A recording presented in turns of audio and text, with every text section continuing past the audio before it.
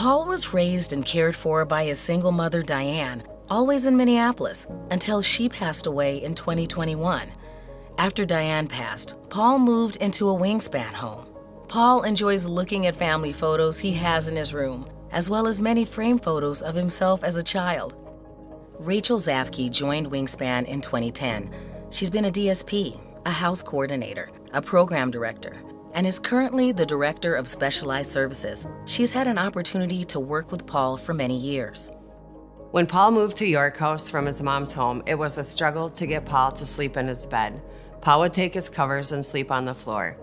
After much encouragement, staff finally did get him to sleep in his bed and be comfortable. Paul also liked to keep all of his belongings and clothes in garbage bags. Staff would wash his laundry and put his things away, and he would spend the day putting his things back in garbage bags. It was a daily routine for Paul, as this was his normal. Paul also did not want his hair cut, nails trimmed, or anything new. He refused any new clothes, shoes, etc., and would not let staff take him for a haircut. He would get in the van, but when you got to the store or place of business, he would refuse to get out. Same goes for going in a restaurant to eat. He used to go to a certain Perkins in Bloomington with his mom, and that is the only place you could get Paul to actually go in and sit down for a meal. Paul's guardian Richard lives out of state and visits regularly.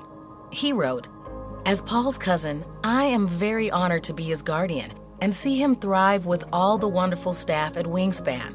I am happy Paul is well taken care of and feels comfortable at his Wingspan home. He is definitely more talkative now.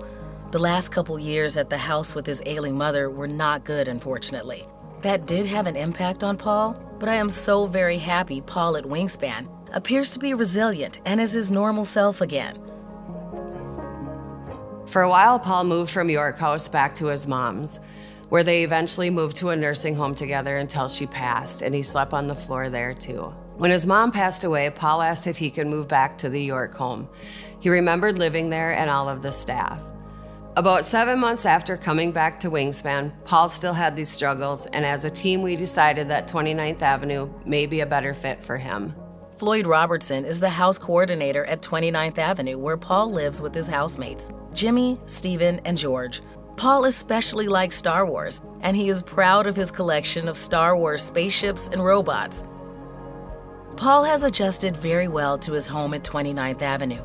He also likes walking in the neighborhood or visiting Home Depot, awed by enormous space and the merchandise.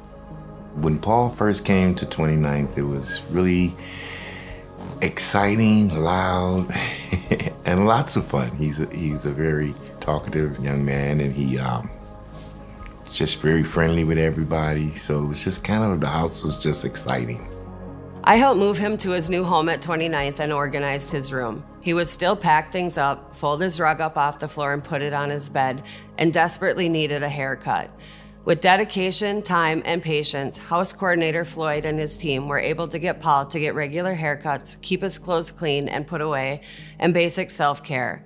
Paul liked his new clothes that were purchased, was well-groomed, and so joyful every time I saw him. Paul never forgets a face or name. Paul enjoys telling staff that they are naughty and that they broke something. He loves lighthearted banter.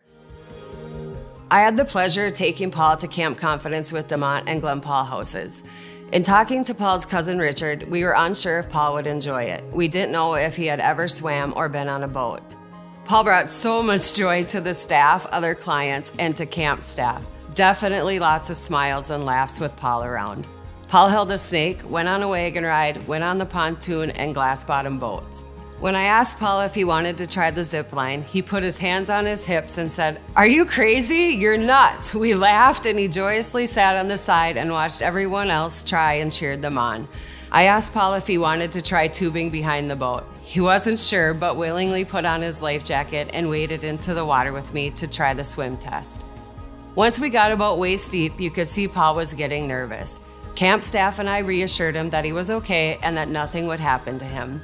We asked about floating on his back and showed him how. He laughed but had no interest in trying. Not knowing if Paul had ever been in the water before, we let him do his own thing. Paul headed back towards shore, lay down in the water with his hands on the bottom, and his words were fish and turtle for a good hour.